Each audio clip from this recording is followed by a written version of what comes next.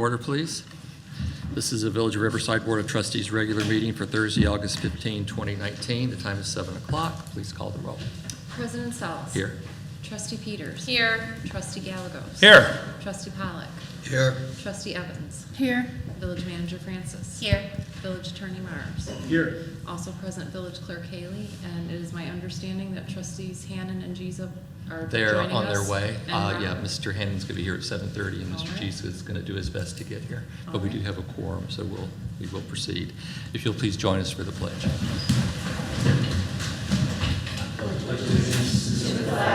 Of the United States of America, and to the republic for which it stands, one nation, under God, indivisible, with liberty and justice for all. Thank you, and welcome to everyone who's here with us this evening and to those watching at home. If you are here with us and you'd like to make a comment to the board, I just ask that you be recognized by the president and that you make your comment from the podium so that the folks at home can hear and see what you have to say. First up, our presentations and public comment. We were hoping to have Representative Selena Villanueva with us this evening to talk about her work down in Springfield on our behalf. Unfortunately, she had a family issue come up at the last minute, so she will be joining us at a later meeting. Next up is public comment. Would anyone like to address the board? Seeing none, okay, we'll move on. Oh, yes, sir, please.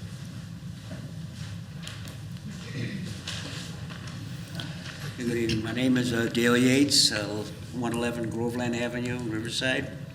What I'm here to ask about tonight, I've noticed on the minutes, I was a resident of Riverside for a while, then I moved away, and now I'm back in Riverside. I'm over on Groveland. So I was concerned about the cannabis conversation, Yes, sir. and I might have misread the minutes. I thought there was some kind of vote. They may happen to vote today on whether to opt out or opt in on the plan offered by the state. It's not on the agenda this evening. The next time it will be back before us will be the September 5th meeting. Between now and then, the Economic Development Commission is going to be considering it on the 22nd, I believe, August 22nd. And then the Planning and Zoning Commission is having a public hearing on it on August 28th. And then, based on their recommendations, it'll come back to the board for a decision in September by the village board. Okay. My concerns is that it seems like the conversation is kind of pushing it through here because of the deadline that's being offered by the state. My vote is to opt out on it. I don't think it's a good plan. I mean, I don't see a business plan, anything offered anything to subsidize revenue, which I understand this is the object of it. I think we made a comment of something about $500,000, maybe a number that you may be looking at for excess revenue. I don't know how you back up that number, but in my world in business, I mean, you have to have a plan. And I don't know if there's been any plan put together in order to put this plan on the street. I think it's a bad plan. So I don't know if you have any comments on it. Basically, like I'm saying, I think what it's going to do is it's going to offer more chances for more drugs to be sold, because people that sell illegal drugs is going to know there's a marketplace here. So if you're going to offer drugs, for recreational or medical use in a facility, and you're going to be the licensee, there's going to be a lot of liability that you're going to be liable for. So I don't know if you're going to get into the whole thing about administration, who's going to do this, the feasibility studies, consultants, attorneys' fees. It just goes on and on and on. I mean, you've been around a long time. You know how it works. So it's, I don't know. I think it's just pushed a little too quick. Okay. Well, thank you for that. So I don't know if there's any comments on it, of anybody that's opting in. I know there's been some trustees are for it and some are not. But, Well, the trustees will have that discussion in September once we have heard back from our commissions. okay, what about the economic development? Where do they fit in, on this? What they're being asked to consider is whether they think a dispensary in Riverside would have a positive or negative effect on our economic development initiatives. Well, explain to me, I'm not too clear on what actually is the Riverside plan or Riverside brand. Well, this is an opportunity for you to talk to us. This is not meant to be a back and forth. Okay. If you want to hear what the trustees and I have to say about it, we will be having that discussion in September. Okay. Well, like I say, that's my comment on it. I basically, I thought there'd be a lot more people on here talking about this. Maybe a lot of people are for, some are against it. But, you know, as a former owner of an establishment a long time ago that had a lot of drug use and stuff like that and problems with it, I can understand what the outcome would be for the chief and also the added police departments and what that would take to run out a licensee like that. You're going to be a licensee, so you're going to have some liability. So that's my concern about it, is that I think it's an ill-conceived plan, and I think you've got to have a lot more input on it from the public other than just throwing that thing out to the state by January. Okay. Okay, thank you. Anyone else like to address the board at this point? No? Move on to the reports of village offices. First up is my report. I have two commission reappointments this evening. Karina Turner to the Riverside TV Commission for a term to expire 2022, and Patrick Smith Ray to the Riverside Historical Commission, term to expire 2022. I would ask for a motion and a second to approve. Moved. By Mr. Gallegos. Second. By Ms. Evans. Any comments? I appreciate both of these folks being willing to continue on after having already served a full term. We really appreciate that. So if you'll call the roll. Trustee Peters. Aye. Trustee Gallegos. Aye. Trustee Pollock. Aye. Trustee Evans. Aye. Motion carries. Next up is the village manager's report. I don't have a report this evening. So we'll move on to the approval of the consent agenda. On the agenda this evening is approved voucher list of bills for August 15, 2019. Approve the Village Board Trustee regular meeting minutes for August 1, 2019. Review and file the following: Economic Development Commission meeting minutes of May 9, the Planning and Zoning Commission meeting minutes of June 26, the Preservation Commission meeting minutes of April 11 and June 13, and the Community Development, Finance, Fire, and Police Department July 29 monthly reports. Does anyone need anything removed for discussion? I'd ask for a motion second to approve. So moved. By Mr. Gallegos. Second. By Ms. Peters, please call the roll. Trustee Peters. Aye. Trustee Gallegos. Aye. Trustee Pollock.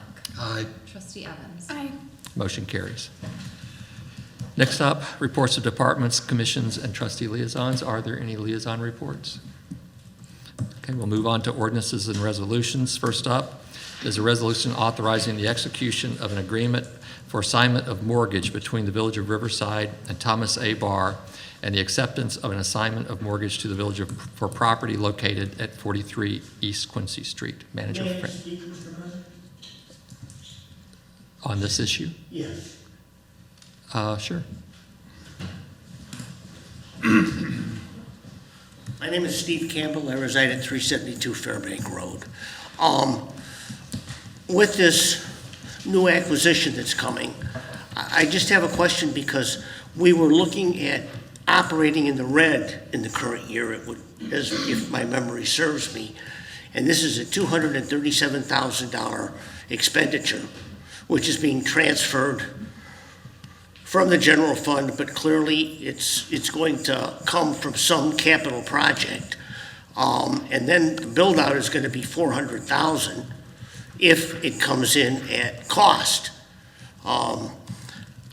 Where are we getting the approximately $650,000, $700,000 when we're already in the red? That seems to just put us more in the red. My math could be off. And I also wondered if that figure of $395 for the build-out included a $27,000 eye wash station. Is that everything? Well, it's where. Well, we where haven't, we were getting. all right, well, that would be, those would be my concerns and my questions or comments, and thank you very much. You're welcome. Manager Francis. So to give a little bit of history, and then I will address, in addition to Director Johns addressing some of the questions that Mr. Campbell had. With regard to this property, and there's actually two action items with regard to this agenda history sheet. So the village previously acquired this property in 1968 and then sold it in 1988. During those years, the village actually utilized that property for parks and recreation purposes. And really, the acquisition of this property is really the first step in addressing the village's facility needs. As the public is aware, we did do a facilities assessment And we've been trying to figure out ways to maximize the space given the needs of residents and given the growing needs of staff, equipment, et cetera. So as it has become evident that the Parks and Rec Department has expanded substantially given the younger families that have moved into Riverside, we've noticed that obviously we need more space for bodies to do programming and also space for that programming. And what staff is recommending, if the village is to acquire 43 Quincy, the department has identified the following opportunities for programming and facility expansion. So the village would offer Westra programs in Riverside. Due to current limitations of the water tower, this is not possible. Expansion of childcare options, expansion of adult fitness classes, expansion of youth programming, expansion of senior programming, and community facility rentals. Currently, the water tower is utilized, but there are limitations based on timing of programmings and limited parking. By acquiring 43 Quincy, that has a parking lot that also can be utilized during off hours when Parks and Rec is not functioning for patrons for businesses on 43 Quincy. Also, the plan with regard to the water tower campus would be to create an early childhood campus. Given that we have younger families moving into Riverside, that is a substantial need that we cannot necessarily fully meet. And so it is important to address those needs for our newer residents. The executive director of Westra has also made a commitment to provide programming in Riverside based on the additional space that we'll be acquiring. Some of the additional benefits of acquiring 43 Quincy, I already mentioned the ability of the parking. Beyond that, we're also energizing East Quincy. We're bringing additional traffic down that street for those businesses to potentially attract new businesses down 43 East Quincy. It's existing foot traffic that's over by the water tower, and so now we're splitting it up and we're exposing residents to a different space within Riverside within our central business district. Also, it gives the village the ability to host and expand special events utilizing that in addition to the water tower campus. There will be a net benefit in savings for the Parks and Recreation Department for rental costs. It's approximately $3,300 a year. That amount is anticipated to increase because our rental agreement will be expiring very soon.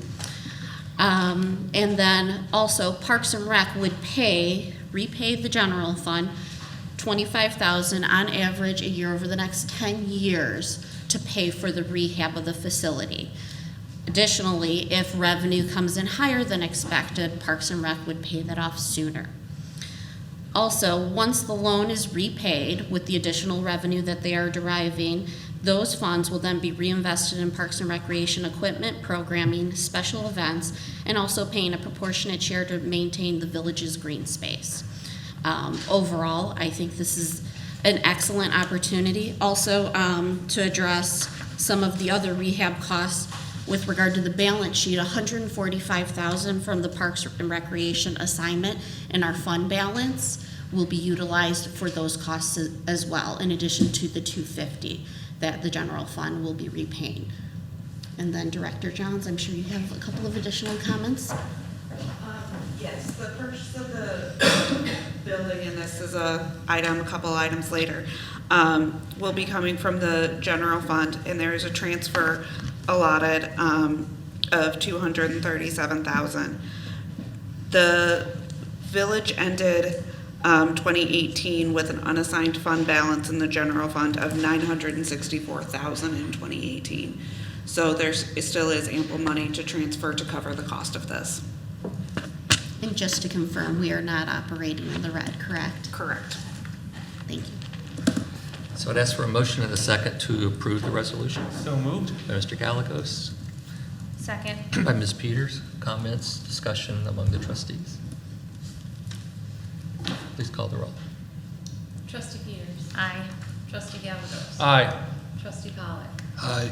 Trustee Evans. Aye. Motion carries. Next up, a resolution authorizing the execution of an agreement for deed in lieu of foreclosure between the Village of Riverside and NW Construction, LLC, and the acceptance of a deed in lieu of foreclosure, bill of sale, and other documents as necessary to facilitate the conveyance of the village to the village of property located at 43 East Quincy. I would ask for a motion in a second. So moved. By Mr. Gallegos, Second. by Ms. Evans. Discussion? Please call the roll. Trustee Peters. Aye.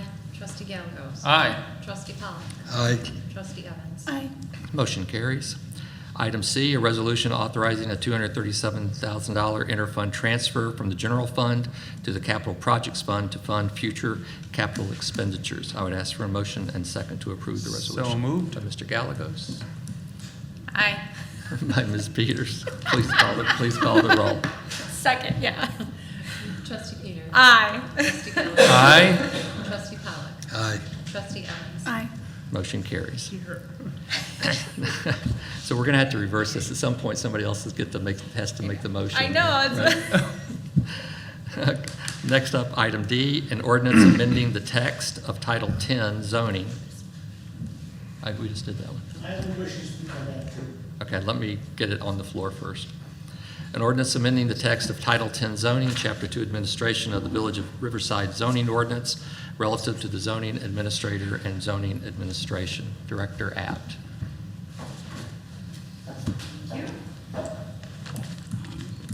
I'll try to keep it brief. As you may recall, and I'm sure Mr. Campbell will refresh you, there were some questions about the village's notification requirements regarding zoning matters back in 2018, and the board had requested some clarification regarding exactly what code requirements are and legal obligations of the village are. And our village attorneys did give us a presentation on that back in January.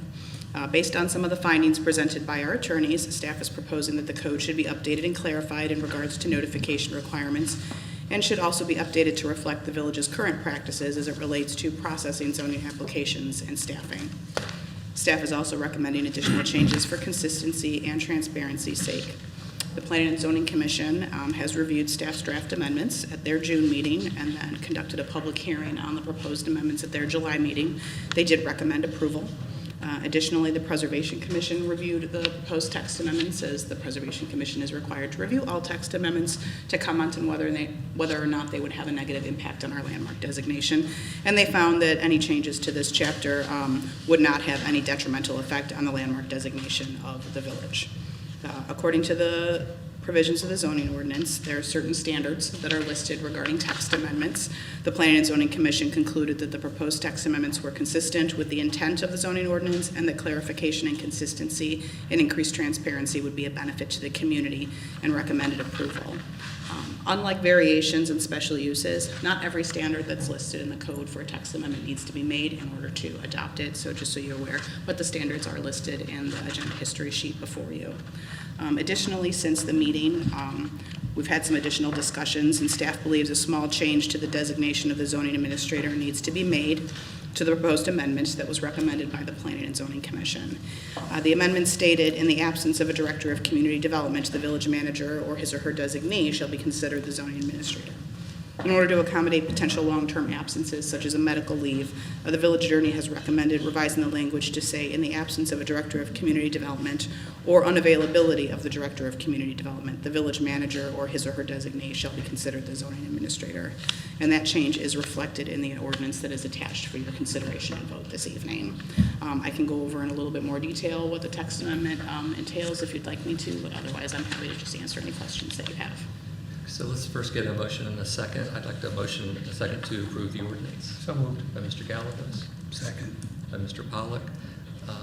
Mr. Campbell, did you wish to address the board on this? Yes.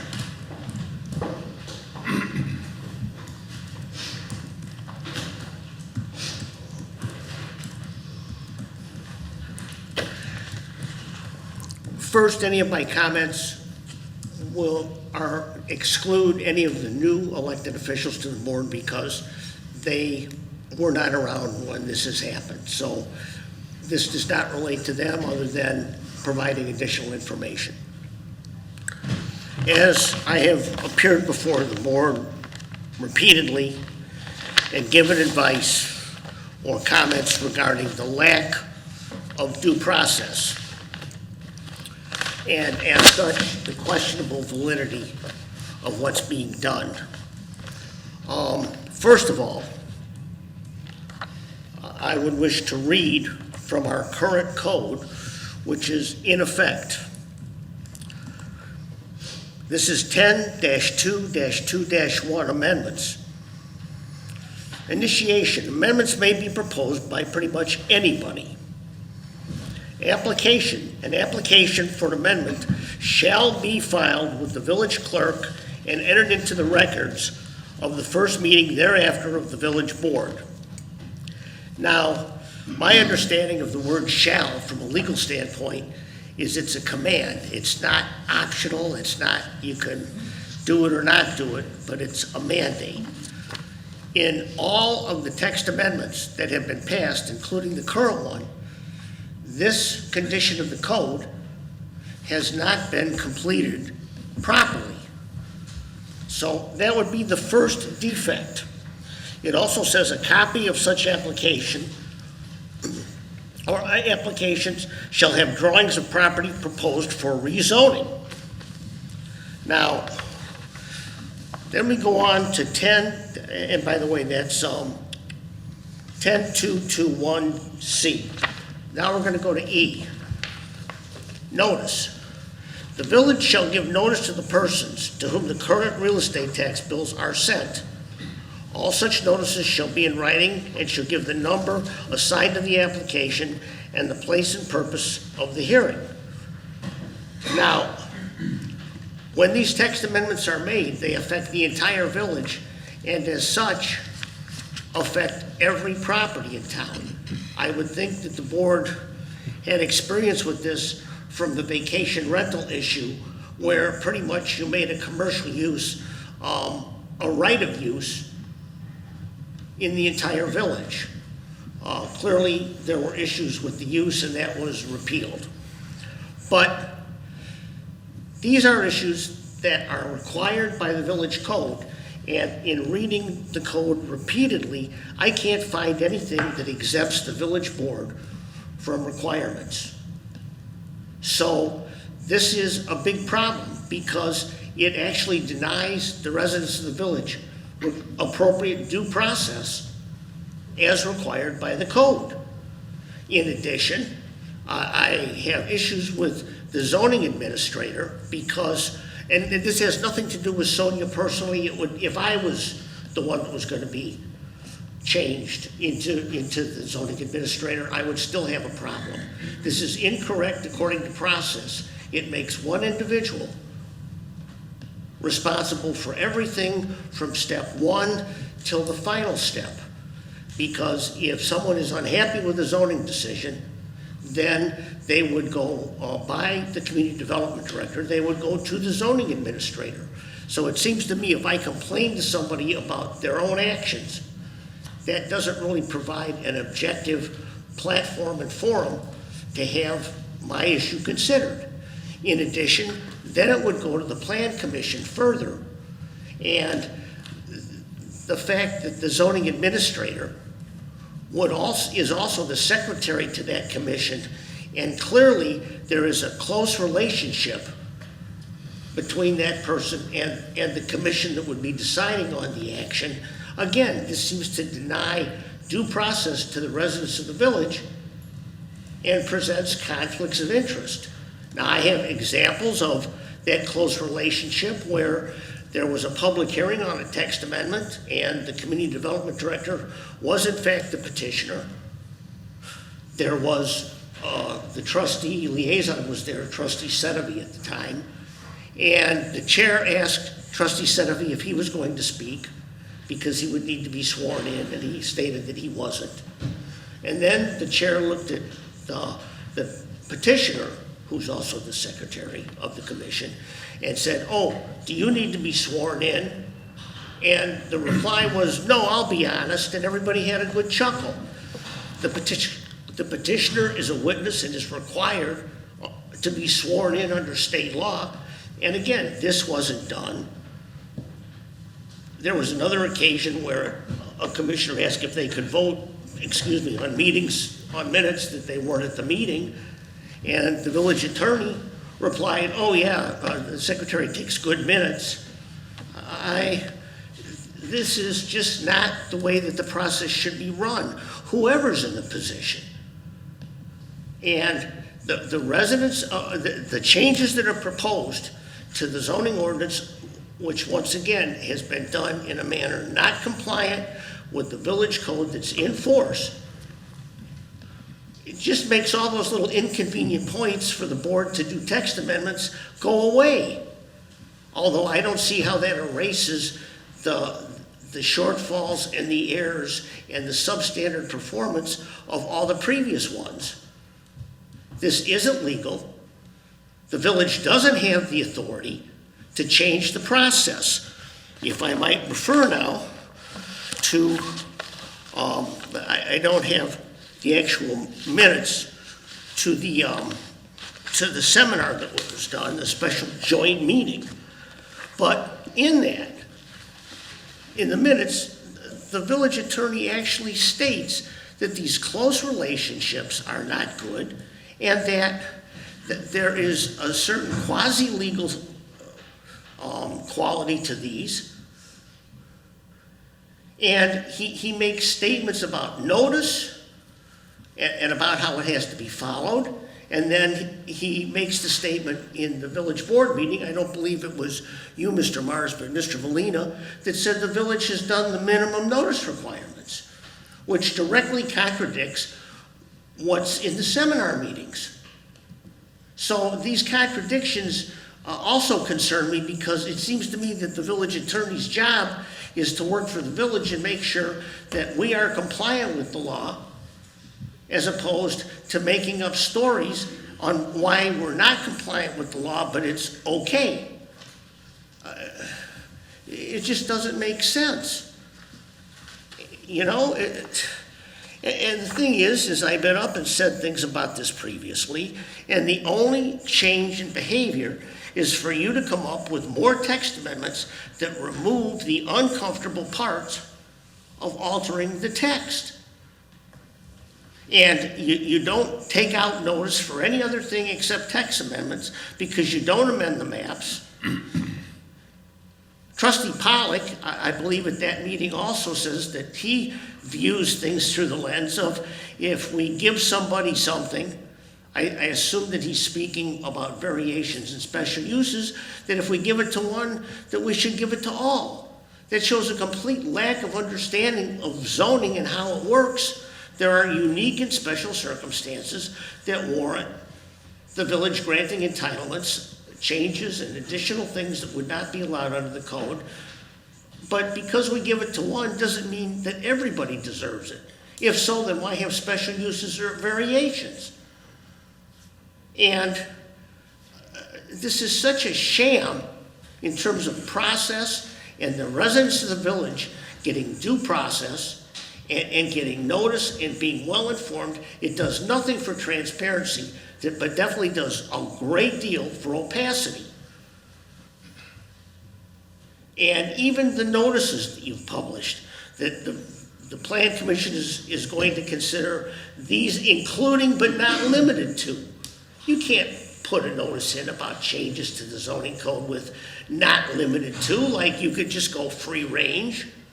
Not to mention the fact that the reason that this is before the board and the Plan Commission, according to the Community Development Director, soon to also be the zoning administrator, is that because we got this grant to fix the zoning code. I thought that was for commercial, but the first thing we're doing is changing the process.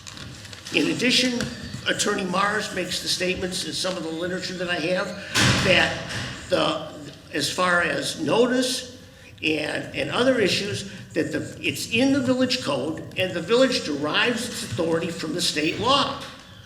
You can rezone property, but you can't change the process that's mandated by state law. You don't even have the legal authority to do what you're doing tonight. So I wanted to raise these points once again. The process in Riverside has completely imploded, and it no longer represents good government and democracy. In addition, I'm sure that if the president wants a particular thing with the zoning code, that there's a high probability that the chair of the Planning and Zoning Commission probably isn't going to disagree. I think even that, the fact that your wife is the chair of the Planning and Zoning Commission represents a certain conflict of interest. If not in reality, certainly in appearance. So it's beginning to look a lot more like a fiefdom than a democracy in the village. And I don't understand why you want to make a new Riverside, because it seems to me that most of the people that live here were pretty happy with the old one. And it's your vision, and what the people want really doesn't seem to matter. Thank you. I have examples of everything that I have stated tonight that are available for inspection if anybody wants to. Trustees, comments, debate on this issue? Mr. Powell? Yes, I attended the Planning and Zoning Commission hearing on this matter. And of course, this is the third time, I believe, I've heard the residents' concerns about this.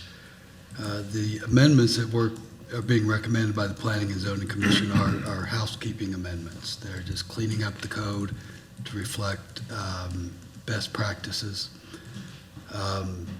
As we've said, and as our village attorney has advised in the past, we have been in compliance with our code over the years. We continue to be in compliance.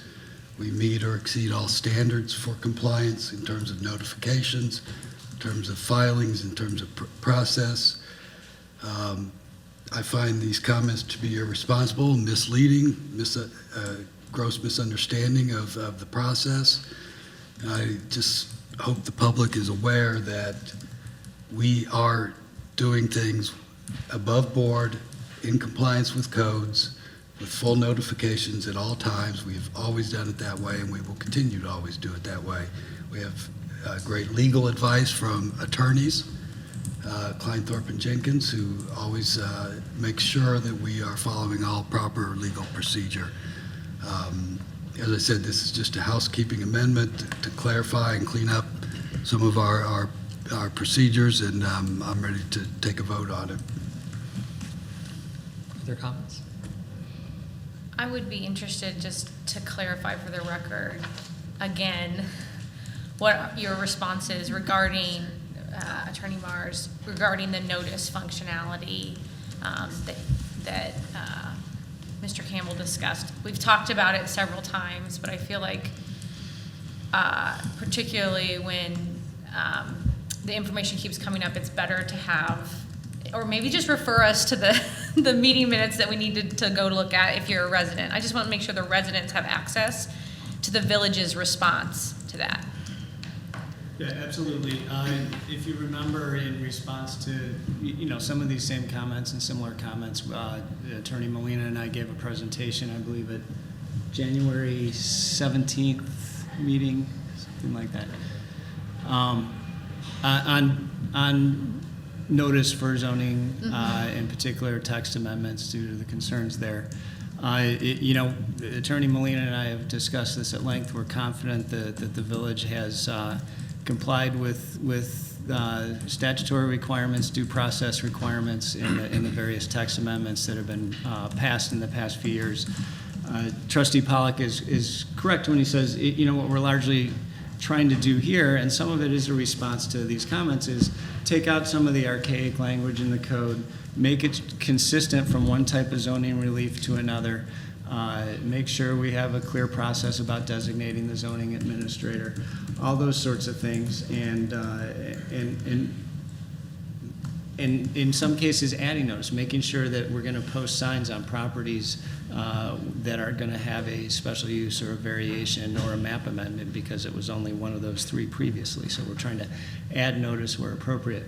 And so, if anyone's interested in seeing our full presentation, they can watch that January meeting online. Other comments? Please call the roll. Trustee Peters. Aye. Trustee Galagos. Aye. Trustee Pollack. Aye. Trustee Evans. Aye. Trustee Hannan. Abstain. Motion carries. Last up is an ordinance amending Appendix D of Chapter 1, Historic Preservation of Title 11, Preservation of the Village Code of the Village of Riverside, Illinois, regarding the landmark designation of the Coach House, I forgot. of the Coach House and residence at 253 Blooming Bank. Director Abt. Yes. The Coach House at 253 Blooming Bank was designated as a local landmark back in 2001 in order for the property owner to utilize that Coach House as a rental unit. The Coach House has not been rented for several years and is in a deteriorated condition, and the owner would like to demolish it in order to build a new garage. The Preservation Commission reviewed the certificate of appropriateness submitted for that demolition back in February and expressed some reservations about approving a demolition of a landmark structure. After hearing additional information over the past several months regarding the cost to restore the Coach House, they recommended that the owner consider amending the landmark designation to the house rather than the Coach House, so that the Coach House would be able to be demolished without being designated as a landmark. The property owner has submitted an application to amend the landmark designation on the property from the Coach House to the principal house, and the Preservation Code states that a landmark designation can be rescinded or amended by the same procedure in accordance with the same criteria as its original designation. The petitioner submitted pictures and historical information that the Preservation Commission reviewed and held a public hearing at their August 8th meeting. They reviewed the information and identified criteria 2 and criteria 4 as having the most relevance to this building. Criteria 2 speaks to the history related to Chandler Belden Beach, who is the individual who built the house, was the original owner of the building. And they also made a finding regarding the architecture of the house, saying that the residents had received a rating of 4 in the 1985 evaluation that was done of all the historic homes in town by the Historical Commission. It was classified as a Queen Anne, although it has critical features consistent with the Dutch colonial revival style, including the cross gambrel roof, the covered porch roof extending the width of the house, critical features including the cross gambrel roof, the asymmetrical facades, the inset balcony with the arched opening on the main facade, and the wraparound porch. Also of note are the differing wood surfaces, including the narrow clapboard, the shingles, and the decorative trim boards. The house has been modified with the introduction of stucco to the first story that is not original to the house. The chair for the Historical Commission also spoke at this hearing and stated that although the commission was not initially in favor of the demolition of the Coach House as it was a landmark structure, they are willing to rescind their letter of objection to the landmark if it is swapped to the main house, which they feel is a much more worthy of preservation. The Preservation Commission recommended approval of the amendment to the landmark designation from the Coach House to the principal residence based on criteria 2 and 4 on a unanimous vote of 6-0. You do have those criteria in an ordinance before you that would change the designation from the Coach House to the principal house. Once that is adopted, if you do adopt it, we would be able to issue a demolition permit then for the Coach House. Thank you. I'd ask for a motion second to approve the ordinance. So moved. From Mr. Gallagher. Second. By Mr. Pollitt. Further discussion? I have a question. I just don't quite understand. So you can literally just swap?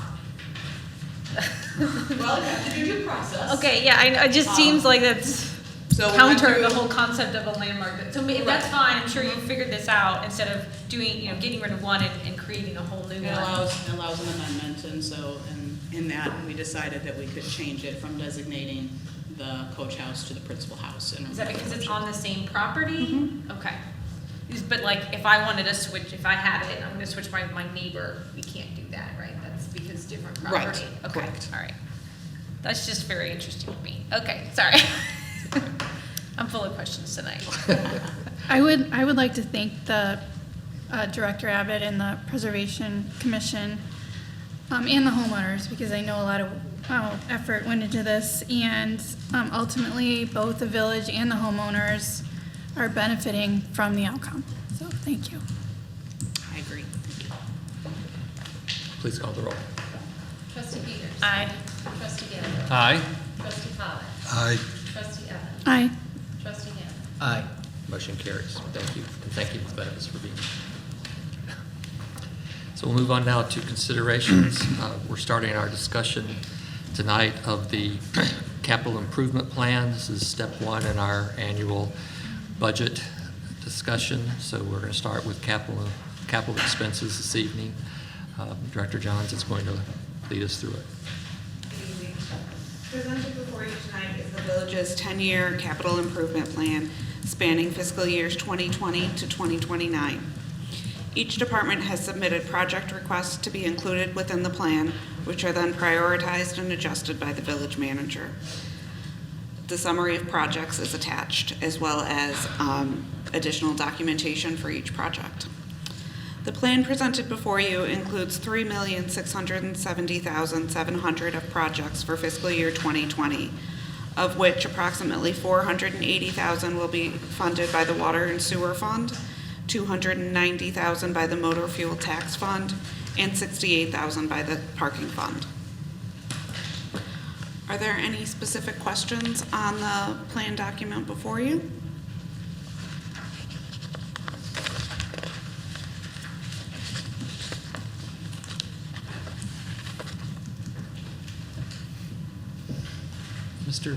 Mr. Bailey, I have a question about the public works part. This is with regard to the maintenance of the youth center roof.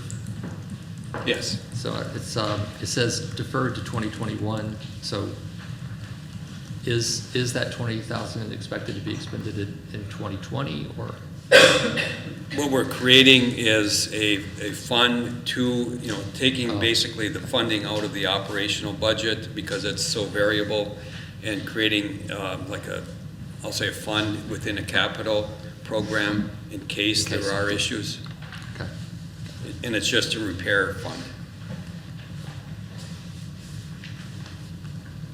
Other comments, Mr. Powell? This is related to Public Works as well. Have we ever looked at contracting street sweeping? No, we have not. Not to my knowledge. We could do that. I've seen it been successful in other villages. I don't know if it's right for Riverside or not, but when a street sweeper costs $250,000 or whatever it is, Right. That's a lot of years of street sweeping.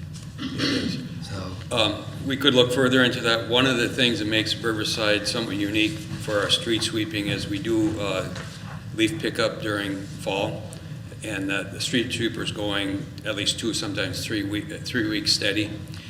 And so we're not just once a week sweeping some streets. We're doing things like that. But it's worthwhile to consider that. I fully understand the cost of equipment. Some is more expensive than others, but certainly a street sweeper is expensive.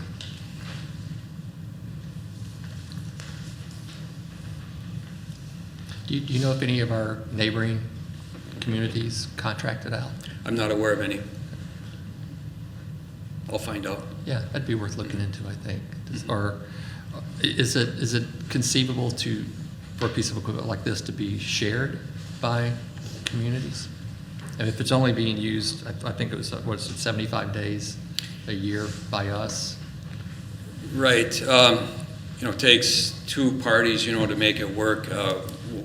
We have our leaf drop period where we're using it exclusively, would be using it exclusively for 2 to 3 weeks during the fall, depending upon the leaf drop. It's hard to schedule that. We sweep the CBD each Friday morning. That can be scheduled around, but I'm not aware of communities that do swap. It's just a logistical nightmare, I assume. Yeah. I think it'd be worth looking into the outsourcing it, though. Okay. I mean, it'd be at least, let's cross that T before we make a decision of that kind of money. Just to expand on the street sweeper, isn't that also utilized for like the green parking lot? Aren't there special items that we're purchasing as part of this? It's a good point. That's a growing need of the department now that we're moving into more and more green infrastructure, and that's certainly a trend, at least in the Chicago metropolitan area. The MWRD is funding lots of green infrastructure projects. They require vacuuming periodic as part of the maintenance. You vacuum any sediment that's accumulated in the joints. That's one of the reasons that we're proposing a regenerative air street sweeper versus mechanical broom type sweeper, which Pelican is the trade name. Less expensive. The broom type sweepers are less expensive, not useful for green infrastructure, permeable paver maintenance. So that's part of, and That makes, yeah. we have this Pelican now, which is, since you got me started on the street sweeper. We've had the Pelican broom, rotary broom street sweeper for the past 14 years. The two street sweepers that the village had before that rotary broom sweeper were in fact this regenerative air sweeper. So I believe it's a better match. That type of sweeper is a better match for the village and its needs. And apparently it wouldn't be anything new because it was the type of sweeper the village had years ago. Okay. Well, since you're up there, I do have one question about the deferred project list. Let me find it in here.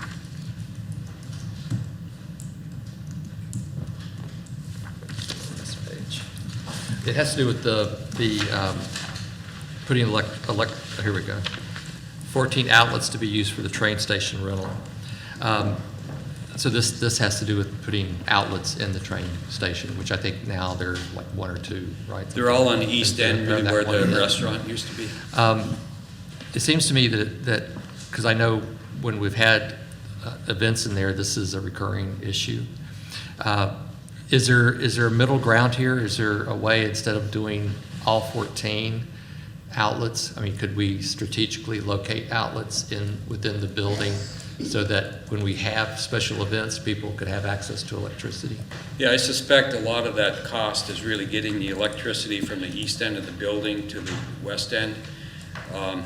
It's either going up through the attic or through the crawl space at the train station, almost certainly. I can't remember exactly where the 14 outlets came from. It might have been just made sense, on spacing as far as the outlets go. But potentially they would be less expensive to install fewer, and especially if you didn't go all the way to the west end of the train station, just halfway down, basically to the other side of the west side of the ticket agent. That's the location where it's often most needed, is right there, because when people set up like tables down that stretch, Sure. I mean, they're having to run, a cord all the way from the Yeah. east end. So maybe if we could just look at trying to get something on that wall, where like you say, the outside wall of the old ticket taker. Okay. Something like that. Is there comments about, am I the only one who's interested in this? No, I think that's a great suggestion. It's something short of the 14 where, make it accessible, more accessible than it is now, but, I think that's a cost-saving opportunity.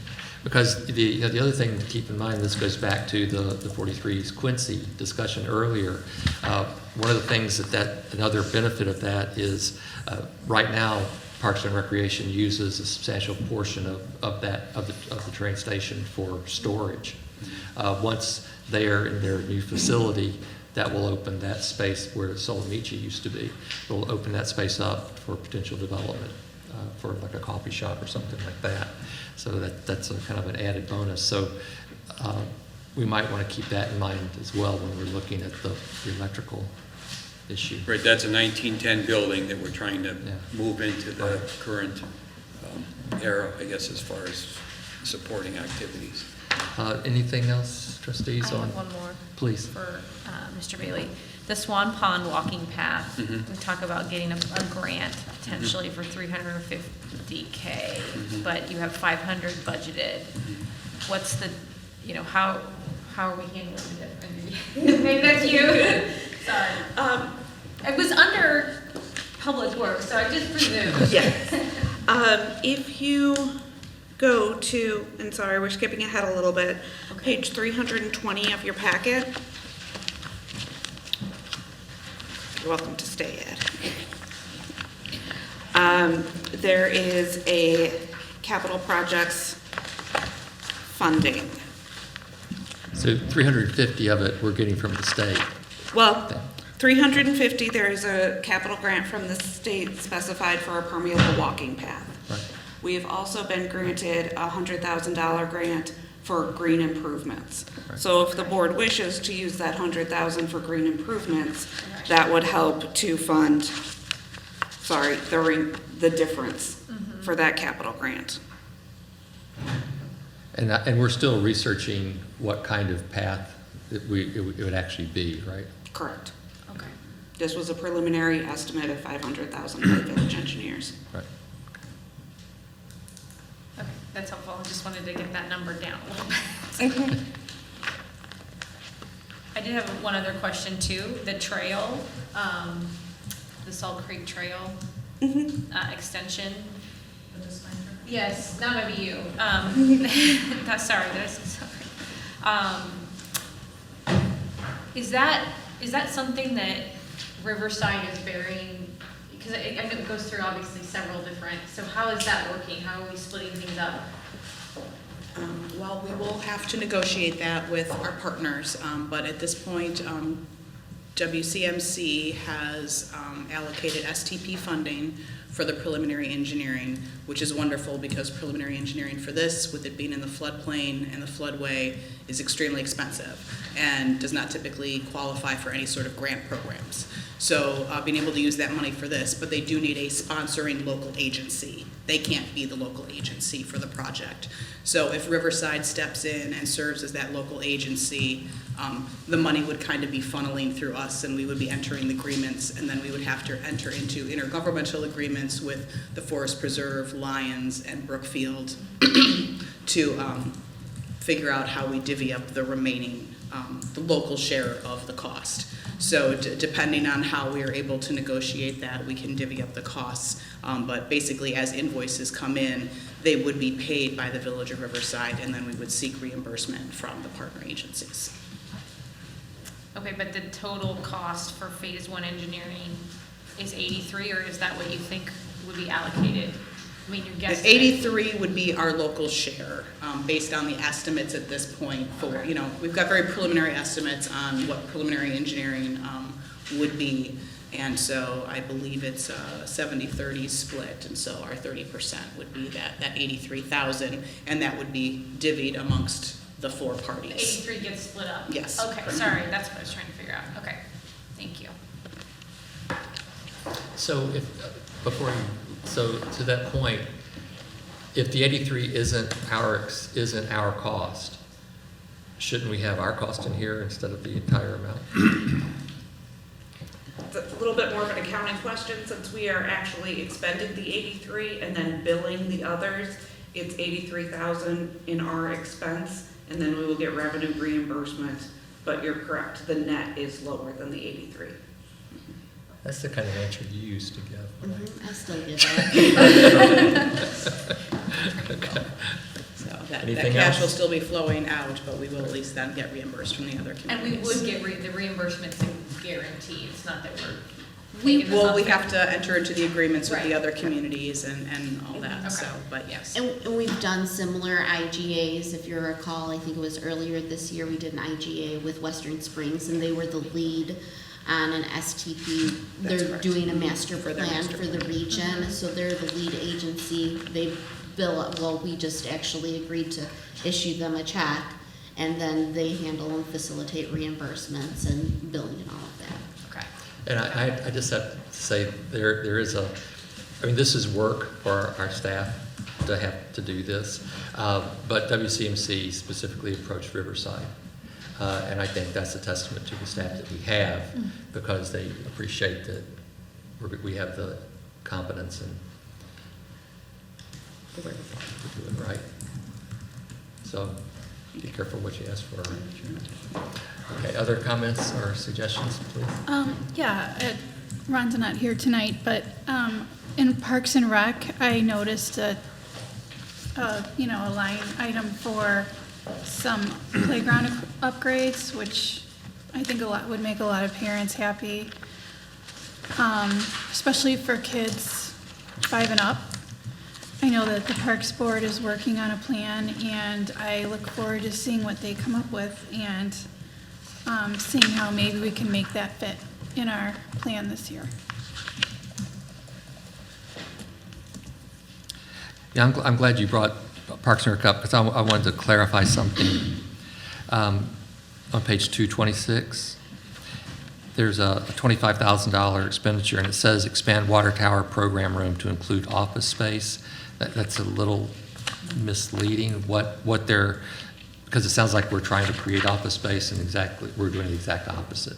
What that 25,000, and again, this is another thing that's going to be possible because of the 43 East Quincy, it's going to expand the programming space to take over what used to be office space. So we'll have a much larger space for the kids and the programming. So that's what that actually means. If I may, to Trustee Evans' point, based on what you're requesting, are you asking that we increase the budget incrementally in the CIP to see what we can achieve? Because obviously, some of this is just replacement, but I know that some of the things that Parks and Rec Board is looking at is adding incrementally some additional pieces, to your point. Yeah, we'd like a little bit of an addition, a little bump there, or And I maybe some think pieces. for at least the first year, we could try to bump it to 20 and see how that goes and see what we can get with regard to that. And obviously, we'll have to be cautious in the next year based on the repayment and stuff. Yeah. But I think that's, if the board is supportive, I think that's feasible. Yeah, I mean, just fun, just have Mr. Malchiodi be here the next meeting. He can address that. Maybe you'll have some harder numbers. Anything else? Can I ask Chief White to Please, come of to the course. podium, Chief?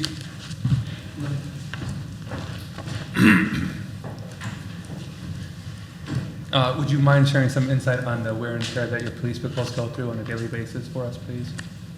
Well, so the police vehicles, good evening, Mr. President, trustees, and Manager Francis. Yes, we'll once again requesting purchase one vehicle. We'll once again purchase that through the state bid when the Central Management Service puts that out later this year. We will roll down one of our squads to another department that could utilize it. That'll be the 2009 vehicle that has 90,000 miles. We'll see if we can squeeze one more year out of that from another department. Our squads are used 24 hours a day, 7 days a week, pretty much every day, the patrol cars. Not only do they have a great deal of mileage on them, one really significant factor that I usually bring to the board when I come back for actual approval or adoption and when we purchase the vehicle, if the board chooses to, is the manufacturer's price, the idle hours that are on those squads, which are huge. And the idle time is probably even more important than the miles that are on there, and the wear and tear. And as you can see in your packet, there's sheets that are done for the village policy from Riverside Garage. And our costs per mile for these cars now are driving significantly high. In fact, the one vehicle I think is like $12 per mile, which is extremely high for operating a vehicle that really has $5,000 in value. So they're used all the time. They have heavy equipment. They come as a police pursuit package. That's just an acronym. It doesn't mean pursuit. It just means heavy-duty batteries and heavy-duty equipment inside and shocks and struts and other things like that make it last. So they are used every day of the week. 24 hours a day? That's correct. Okay, yeah, that's a lot, wear and tear. That's all I have. I have to look up this since you're up there, Chief. So there's a line item in here for repeaters for $68,000. Correct. Those are the radio repeaters that are needed at RB High School. Yes, those are the ones that I've been requesting for some years. It's up a little bit because, that it hasn't been approved, not by this board, but by the school. And I did talk to the company that did the original surveys. That technician has since left the company, but then they signed it to another technician. And that dollar amount I put in there is accurate, and in fact may even be lower if they did this survey, if we get this agreement with the school, and maybe they don't need as many this time because of other improvements that have been made at the high school. So, I'm sorry. go ahead. So does that mean that we need to do another analysis of the school because of improvements that have been made? I don't believe we do, but I believe they would come in, they'd do we'd walk the school again and say, where do we need these devices with school staff, with the superintendent staff, if they so agree to this. And just make sure that the placements are right, because it's been some time since we had the studies. You remember we did 2 studies? So it's been some time since we have those done, but I was confident those were accurate both times we did them. But I would think that the technicians, because there's been this gap between it, would probably want to walk the school again to make sure that it's. When's the last time you spoke with 208 about this? I haven't spoken to the superintendent specifically about this for probably at least a year. We did have some conversations. When I spoke to the superintendent about it, he had a different board than he has now. I was just going to say, with the election of the new school board, I think this is something that we should try to reach out to them again to talk about. And I've made my feelings known about this, not only how important this is to get done, but also it's a function of the building. It's not a function of our police equipment that is creating this problem. So it seems to me that at the very least that this should be a cost share arrangement with District 208 to get this finished once and for all. I don't understand why the village should be incurring this cost in its entirety when we're not responsible for the problem. Yeah, I would support a partnership with the district, and maybe even some partnerships with our other municipalities that are on our frequency at a lower level that operate out of our consolidated dispatch center too. So perhaps you and I can work together reaching out to District 208. Yes, thank you. Anything else? No. Thank you very much. Thank you. Director Johns, do you have anything else for us? The last item for consideration, on page 320 of your packet, is the capital fund grant list, and I kind of wanted to walk through that a little bit. There were three grants awarded to Riverside. The first one was $200,000, which the village is recommending be put towards Selborne Road. The remainder of that project would come from $1 million in limited bonds and $100,000 in non-home rule tax funds. The second grant fund was for a permeable walking path, which we briefly touched on, for the grant amount was for $350,000. This would be at Swan Pond, but the total cost is $500,000. The last grant is the $100,000 Green Spaces grant. There's a variety of projects that were included in the CIP that were listed as grant contingent. So we were looking for some direction on the board if you wanted that $100,000 to go towards the remaining of Swan Pond walking path, or if you wanted to go towards any of those other items, or if you wanted those other items removed from the plan if the grant funding was not applied to them. Opinions?